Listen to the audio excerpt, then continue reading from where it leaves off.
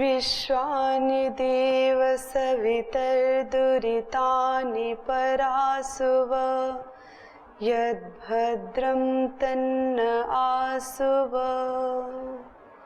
ॐ श्री परमात्मने नमः। ॐ श्री गुरुभ्यो नमः। ओम। विचार क्रांति में आप सभी का स्वागत है। विश्वानि देव सवितर दुरितानि परासुव यद भद्रम तन्न आसुव। हम परमपिता परमात्मा से प्रार्थना करते हुए अपने जीवन का, अपने दिन की शुरुआत करते हैं। हमारा जीवन उज्जवल हो, हमारा भविष्य उज्जवल हो, हम अपने लक्ष्य तक पहुंच जाएं, ऐसा ध्यान में रखते हुए इसी चिंतन के साथ, इसी मनन के साथ हम अपने लक्ष्य तक पहुंच पाएं, हम अपने मंजिल तक पहुंच पाएं। हमारे मार्ग में जितने भी, जैसी भी बाधाएं आए, संकट आए, संघर्ष आए, हम उनसे पार हो पाएं, हम उस मार्ग को आसानी से तय कर पाएं। इसलिए हम सर्वप्रथम परमपिता परमात्मा को नमन करते हैं, उनसे वंदन करते हैं, उनसे प्रार्थना करते हैं और हमारे जीवन का जो सबसे ज्यादा हमारे मार्ग को प्रशस्त करने वाले, हमें सबसे ज्यादा मार्ग दिखाने वाले, हमारे जीवन में जो सबसे ज्यादा भूमिका रहती है वो हमारे गुरु की रहती है। इसलिए गुरु को सबसे बड़ा बताया गया है कि हमें भगवान से भी मिलाने वाले जो सृष्टि का कर्ता है, यस्मात् जातम जगत सर्वम यस्मिन्नेवा प्रलीयते ये नेदम धार्यते चैव तस्मै ज्ञानात्मने नमः। यस्मात् जातम जगत सर्वम, जिससे संपूर्ण जगत उत्पन्न हुआ है और जिसमें ही संपूर्ण जगत विलीन हो जाता है, और जो इस संपूर्ण जगत का धारण करने वाला है, उसको चलाने वाला है, उससे भी हमें जो मिलाते हैं, उसका भी जो हमें जानने का सामर्थ्य प्रदान करते हैं, वो हमारे गुरु हैं। तो सर्वप्रथम हमें गुरु का नमन करते हुए, गुरु को प्रणाम करते हुए, गुरु का वंदन करते हुए परमपिता परमात्मा तक पहुंचने का मार्ग मिलता है। तो आज हम विचार करेंगे इस विचार क्रांति में कि क्या मनुष्य जन्म से महान होता है। हम सभी मनुष्यों की ये प्रकृति होती है कि हम अपना भविष्य देखते हैं, हम सुखी रहना चाहते हैं, हम आनंद में रहना चाहते हैं, हम प्रोग्रेस करना चाहते हैं, हम बहुत बड़े एम को हासिल करना चाहते हैं। हम सभी मनुष्यों की प्रकृति है, लेकिन हम इसको करें कैसे? हमारे मार्ग में जो बाधाएं आ जाती हैं, वो कैसे आ जाती हैं? हम रुक कैसे जाते हैं? हम जब रुक जाते हैं तो उन रुकने में सबसे महत्वपूर्ण भूमिका क्या है? क्यों रुक जाते हैं हम सोचते तो बहुत हैं। हम देखते हैं अधिकतर अपने जीवन में हमारी आयु बढ़ती जाती है, वैसे हम आसपास अपने भाई बहनों, आस पड़ोस के सभी लोगों को देखते हैं, तो हम देखते हैं कि अरे वो बच्चा तो आगे बढ़ रहा है। दूसरे से हम अपने आप को कम आंकने लग जाते हैं, दूसरे के गुण और अपने हम अवगुण देखने लग जाते हैं। तो महापुरुषों का कहना है कि कभी भी हम अपने आप को हीन दृष्टि से ना देखें, दूसरों को भी ना देखें, दूसरों से भी हम द्वेष ना करें। कोई दूसरा बढ़ता है तो उससे हमें जलन होने लग जाती है, उससे हमें ईर्ष्या होने लग जाती है। ये मनुष्य का एक वीक पॉइंट है, मनुष्य की बहुत बड़ी कमी होती है कि कभी भी किसी दूसरे व्यक्ति को आगे बढ़ते हुए देखते हैं, आगे उठते हुए देखते हैं, उसके लक्ष्य तक पहुंचते हुए देखते हैं, तो उससे उसको जलन होने लग जाती है, उससे ईर्ष्या होने लग जाती है। तो हमें तो दूसरे से ईर्ष्या नहीं करनी, लेकिन अपने आप को भी हीन दृष्टि से नहीं देखना। हम बात कर रहे हैं कि क्या मनुष्य जन्म से महान होता है, इस पर हम आज विचार करेंगे। तो हम महान जन्म से नहीं होते, कोई भी व्यक्ति महान जन्म से नहीं होता, ये तो बात सत्य है। महर्षि दयानंद जी बहुत बड़े, बहुत प्रकांड विद्वान हुए। उन्होंने देश का, समाज का, लोगों का बहुत ज्यादा उपकार किया। ऐसा सन्यासी दुर्लभ है दुनिया में। देश के लिए, समाज के लिए वो गौरव है, हमारे लिए आदर्श है वो। तो उनकी वाक्यों में हमें पढ़ने को मिलता है कि कोई भी मनुष्य जन्म से महान नहीं होता, वो तो अपने कर्मों से महान होता है। और किसी भी व्यक्ति को जो उपाधियां दी जाती हैं, जो उसको नाम दिया जाता है, जो उसको अधिकार दिया जाता है, उसके कर्म से दिया जाता है। तो एक बात तो स्पष्ट है कि हम जन्म से महान नहीं होते, कर्म से महान होते हैं। जन्म से महान नहीं होते, अपने कर्मों से महान बनते हैं। तो हमें कर्म कैसे करना है, यह हमें देखना है। कर्म तो हम करते ही हैं, बिना कर्म के हम रहते नहीं। कर्म तो हम करते हैं, चाहे अच्छे करें चाहे बुरे करें, कर्म तो हम करते हैं। लेकिन उन कर्म को हमें ये देखना है, जो भी हम कर रहे हैं, कि इनमें से हमें क्या करने लायक है और क्या छोड़ने लायक है, क्या हमारे लिए आवश्यक है और क्या हमारे लिए आवश्यक नहीं है। क्योंकि जीवन तो बहुत थोड़ा है। अगर हम सारी चीजों का, सारे एक्सपीरियंस हम लेने लग जाएंगे तो ये जीवन तो एक्सपीरियंस में ही बीत जाएगा। तो सारी चीजों का, सारी वस्तुओं का हमें एक्सपीरियंस नहीं लेना, लेकिन जो अच्छा मार्ग है, जो अच्छे कर्म हैं, कुछ अच्छे कर्मों को हमें संपादित करना चाहिए। कुछ अच्छे कर्मों को पकड़ करके उस मार्ग पर, उस रास्ते पर हमें चलना चाहिए।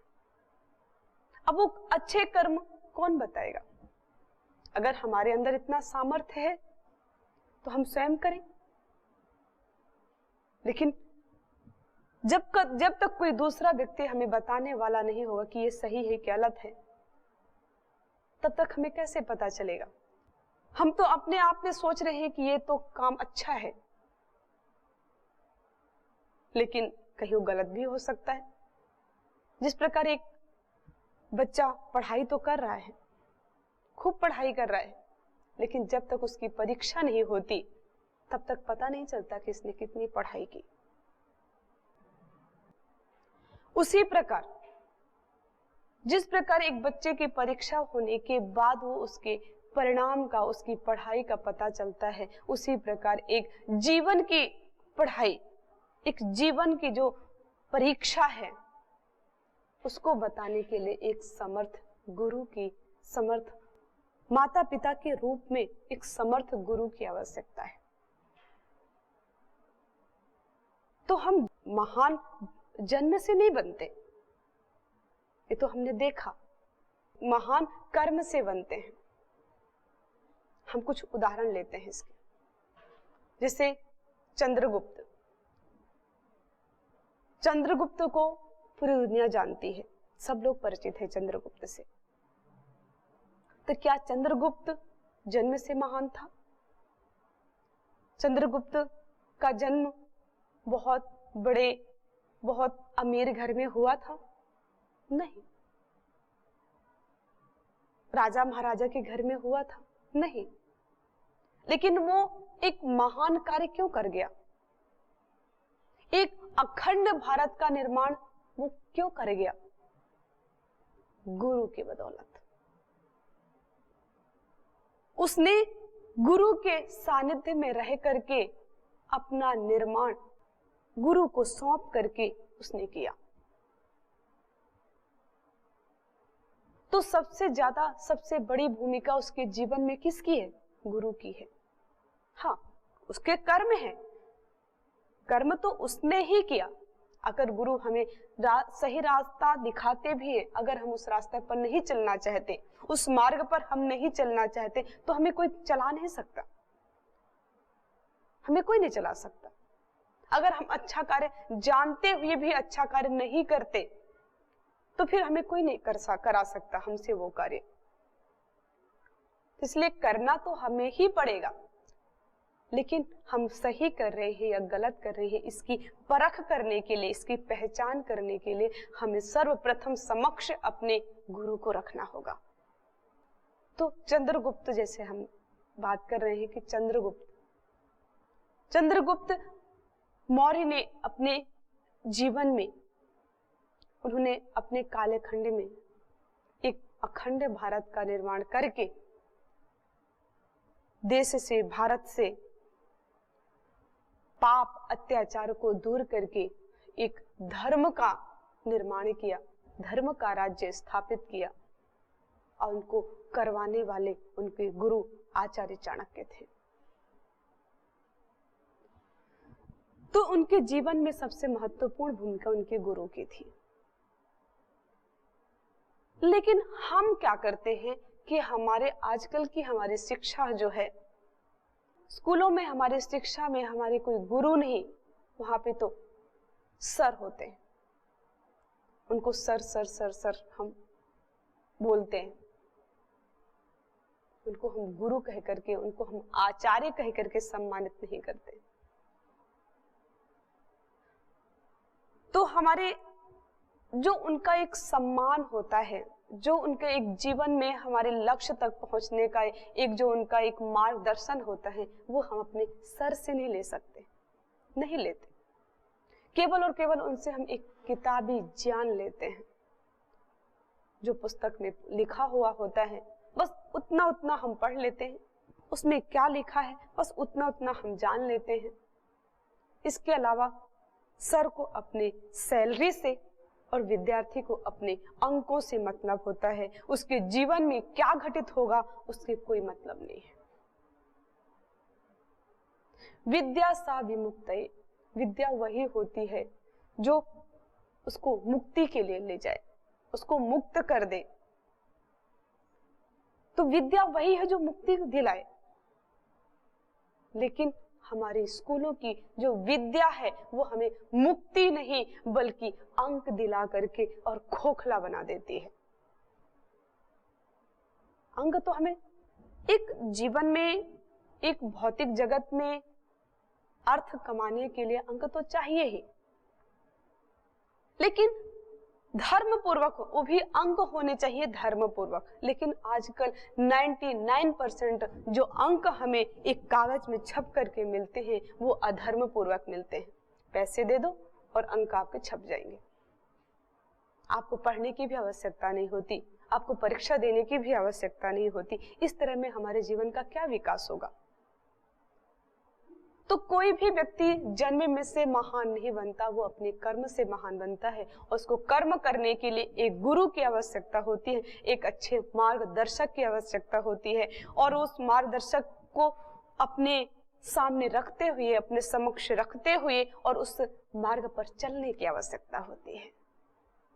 अगर हमें कितना भी कोई मार्गदर्शन दिखाता भी रहे, मार्गदर्शन करता भी रहे, तो अगर हमारे दिल में, हमारे अंदर उसके लिए निष्ठा नहीं है, श्रद्धा नहीं है, उसके अंदर कोई भावना नहीं है, तो हम उसको, उसके बताए हुए मार्ग को पर चल नहीं पाएंगे। उसके बताए हुए जो हमारा उसका मार्ग है उसका हम अनुसरण नहीं कर पाएंगे। तो सर्वप्रथम उसके जो हमारे गुरु हैं उनके प्रति अगाध श्रद्धा होनी चाहिए, अगाध निष्ठा होनी चाहिए, और उनकी श्रद्धा निष्ठा रखते हुए और उन जो बोलते हैं, जो वो कहते हैं, उनके अनुभव से और अपने अनुभव को लेते हुए आगे बढ़ते चलो, कर्म करते चलो। जैसे हमने कहा कि हम जन्म से नहीं कर्म से महान बनते हैं। तो इसमें स्पष्ट है कि जब हम कर्म से महान बनते हैं तो हर व्यक्ति, हर बच्चा एक महान बनने की उसके अंदर योग्यता है। इसमें कोई दो राय नहीं है, इसमें कोई संशय नहीं है। हमें पता चल जाए कि हम जन्म से महान नहीं, हम कर्म से महान बनते हैं, तो हर व्यक्ति कर्म करना उसके लिए अनिवार्य है। अब वो कर्म कैसा होना चाहिए? एक सात्विक कर्म होना चाहिए, धर्म पूर्वक कर्म होना चाहिए। अगर धर्म पूर्वक कर्म नहीं होगा तो वो अधर्म को जन्म देगा, वो राक्षसीपन को जन्म देगा, अब वो हमारे जीवन का विनाश करेगा। जो अधर्म पूर्वक कर्म होता है वो हमारे विनाश करता है, वो विनाशकारी होता है, वो मुक्ति की ओर नहीं ले जाता, वो हमारे मोक्ष की ओर नहीं ले जाता, हमारे लक्ष्य की ओर नहीं ले जाता। हमारा मोक्ष क्या है, हमारा लक्ष्य क्या है, मुक्ति किसे कहते हैं? दुख से मुक्ति, अपने दुर्गुणों से मुक्ति, अपने अंदर जो अवगुण हैं, द्वेष हैं, क्लेश हैं, उनसे दूर हो जाना ही मुक्ति है, उनसे दूर हो जाना ही मोक्ष है, उनसे दूर हो जाना ही आनंद सुख है। अब वो आनंद सुख हमें कर्म से मिलता है और कर्म हमें गुरु के बताए हुए मार्गदर्शन से मिलता है। तो हम जन्म से नहीं, हम कर्म से महान बनते हैं। ये हमने आज थोड़ा कुछ शॉर्टकट में देखा, इसको और विस्तार से देखेंगे कि हम जन्म से तो महान नहीं, लेकिन कर्म से महान बनते हैं। तो हर व्यक्ति, हर बच्चे के अंदर महान बनने का सामर्थ्य है, तो हम फिर क्यों बन नहीं पाते? फिर क्या कारण है? जब हम कर्म से ही महान बनते हैं तो हम सबको महान बनना ही चाहिए। और कोई ऐसा नहीं है जो अपना जीवन महान न बनाना चाहे। सभी महान बनाना चाहते हैं, सभी अपने लक्ष्य तक पहुंचना चाहते हैं, लेकिन वो कर क्यों नहीं पाते? हम इसको अगले एपिसोड में हम देखेंगे और इसको विस्तार से जानने का प्रयास करेंगे और उसको हम समाधान करते हुए हम सभी अपने मार्ग पर बढ़ते रहें, धर्म के मार्ग पर बढ़ते रहें, सत्य के मार्ग पर बढ़ते रहें और अपने अंदर उत्साह बना के रखें। निराशा को कभी जगह न दे। हमारी जो पतन की जो सबसे बड़ी जो कारण है, जो सबसे बड़ा कारण है हमारे पतन का, वो है निराशा। अगर निराशा हमारे जीवन में आ गई तो हमारा वो विनाश ही करेगी।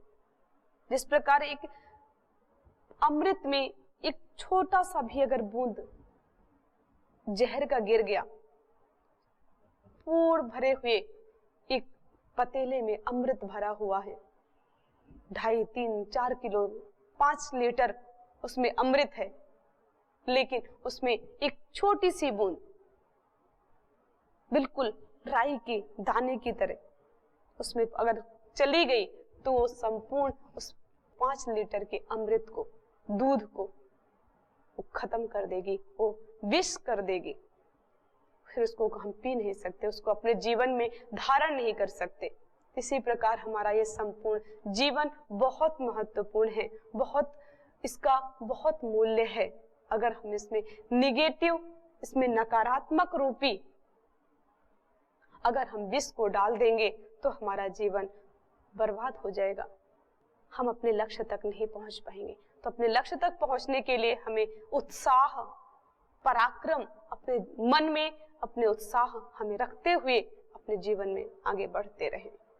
तो हमारे जीवन का जो, जिसे हमने देखा कि हम जन्म से नहीं महान बनते, हम कर्म से महान बनते हैं। तो कर्म से महान बनने के लिए, कर्म तो हम सभी करते ही हैं, लेकिन उस कर्म को हम कैसे करें ये हमें देखना है। हमें सात्विक कर्म करने, हमें धर्म पूर्वक कर्म करने हैं। अधर्म पूर्वक करने के लिए हमें गुरु की आवश्यकता होती, एक अच्छे मार्गदर्शक की आवश्यकता होती है। जैसे कि हर बच्चे के अंदर, हर व्यक्ति के अंदर एक महान कार्य करने का, एक महान अपने देश को, अपने समाज को एक महान भूमिका निभाने का उसके अंदर सामर्थ्य है। इतनी सी छोटी सी बात अगर हमारे समझ में आ जाए तो फिर हमें कोई जीवन में कभी रोक ही नहीं सकता। हमें पतन की ओर कोई ले ही नहीं जा सकता, हमारा पतन हो ही नहीं सकता, हम दुखी कभी हो ही नहीं सकते। लेकिन एक छोटी सी बात हमें समझ में नहीं आती कि हम जन्म से नहीं कर्म से महान बनते हैं। कहा भी जाता है कि अगर पूजा करनी है किसी की तो कर्म से पूजा करो, लेकिन हम प्रार्थना करने का, पूजा करने का उसको हम गलत समझ लेते हैं, क्योंकि अधिकतर शब्दों का हम गलत अर्थ समझ लेते हैं और उस गलत अर्थ को लेते हुए ही हम बढ़ते रहते हैं।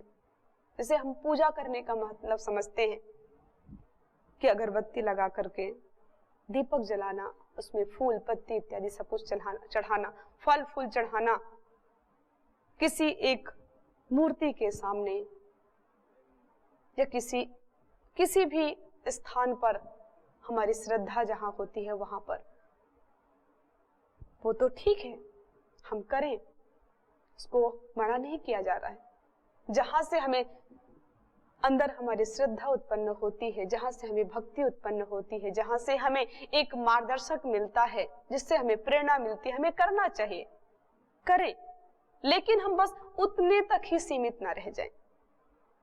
हम पूजा करें, प्रार्थना करें, सब कुछ करें, लेकिन हम उस तक सीमित ना रहें। हम पूजा करने का मतलब, प्रार्थना करने का मतलब है कि उसकी तरह हमें बनना भी है। जिस प्रकार, जैसे हम जिसकी पूजा करते हैं, जैसे हम अपने वर्तमान जीवन में देख लें, हमारा कोई मित्र है या हमारा कोई सखा है या हमारे कोई बड़े भाई या कोई सगा संबंधी, कोई भी रिलेशन में, कोई भी बंधु भाई कोई भी है, अगर उनमें से कोई ऐसे व्यक्ति हैं जिनका आचरण बहुत अच्छा लगता है, जिनका स्वभाव बहुत अच्छा है, जो बहुत कर्मठ हैं, बहुत कर्म करते हैं, अब वो हमें पसंद है, उनको हम बहुत प्रेम करते हैं, हम उनको बहुत पसंद करते हैं, हम उनसे बहुत प्रभावित होते हैं, तो उनसे प्रभावित होने का मतलब क्या है कि उनके जैसा बनने का प्रयास करते हैं।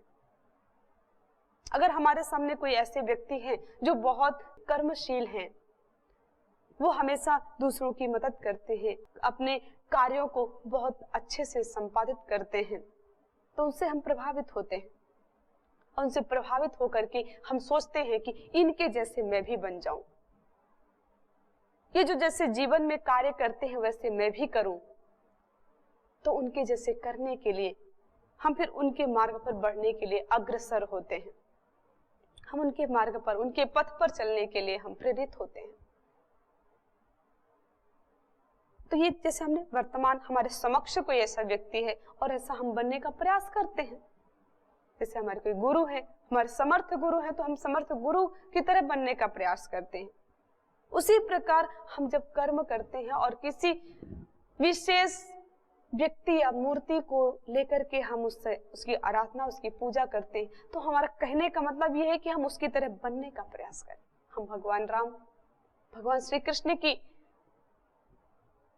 प्रतिमा का, उनकी हम आराधना करते हैं। अगर हमें कोई गुरु समक्ष नहीं मिल रहा है, तो अगर साक्षात हमें कोई गुरु, ये समर्थ गुरु हमारे सामने समक्ष है, तो अति उत्तम है। हमें मार्गदर्शन करने के लिए अगर हमारे समक्ष कोई ऐसे गुरु नहीं है, तो हमारे महापुरुष ही हमारे गुरु हैं। हम उनकी आराधना करके, उनकी सामने उनकी प्रतिमा देख करके, तो उनकी प्रतिमा के साथ उनका पूरा चरित्र हमारे जीवन में आना, दिखना चाहिए। उनकी तरह जैसे वो जीते थे, जैसे वो करते थे, जैसे उनकी मर्यादा थी, वो कभी अपनी मर्यादा को भंग नहीं की, वैसे हमें भी अपनी मर्यादा पर रहते हुए, लेकिन समय के अनुसार, जिन्होंने उस समय जो किया वो परिस्थिति थी उनके सामने, लेकिन आज हमारे सामने जो परिस्थिति है उसके अनुसार हमारे सामने समक्ष हमारा क्या अधिकार, हमारा क्या कर्तव्य बनता है, उस कर्तव्य को लेते हुए, उस कर्तव्य को पर चलते हुए और अपने कार्यों को संपादित करना है। तो उनसे हमें सीखना है। उन्होंने अपने समय में, उस अपने काल में उन्होंने कभी मर्यादा का अतिक्रमण नहीं किया, तो हमें भी अपने काल में, इस वर्तमान युग में हमें भी अपनी मर्यादा का कभी अतिक्रमण न करते हुए और अपने मार्ग पर आगे बढ़ते रहना है। जब हम ऐसे उनसे सीखेंगे, एक बूंद बूंद करके घड़ा भरता है, वैसे हमारे जीवन में बूंद बूंद करके के हमारे गुणों का भंडार होगा, और गुण हमारे अंदर होंगे तो हम एक महान कार्य कर पाएंगे, एक हम समाज के लिए, देश के लिए कुछ कर पाएंगे, कुछ दे पाएंगे। और हम सभी की ये हार्दिक इच्छा है, हार्दिक अभिलाषा है, वो अवश्य पूरी होगी। हम इसी प्रकार विचार क्रांति में हम इस तरह विचार करते रहेंगे कि हम अपने जीवन में कैसे आगे बढ़ते रहें। लेकिन हम अपने उत्साह को, हम अपने पराक्रम को कभी भूले ना। अगर भूलते भी हैं तुरंत तो उसको अंदर से महसूस करें, और जो अंदर नकारात्मक है उसको निकाल फेंकें, उसको दूर करें, और हम आगे बढ़ते रहें। इसी के साथ ओम शांति शांति शांति।